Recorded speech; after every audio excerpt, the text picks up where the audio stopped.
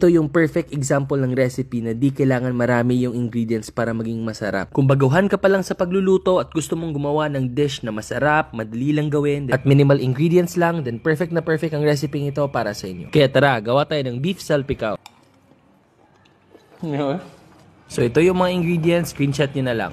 So itong mga garlic, hiwain lang natin to into chip. Mas prefer kong gawin ito kaysa mince pag salpikaw. Then tindi slice din natin to diagonally ang mga siling haba. First, gawin muna natin tong marinade ng beef. Add tayo ng seasoning, brown sugar, oyster sauce, tsaka maraming paminta. Kung trip nyo tong electronic pepper mill ko, then add ko na lang yung link sa baba. Mix lang natin to, then marinate for at least an hour.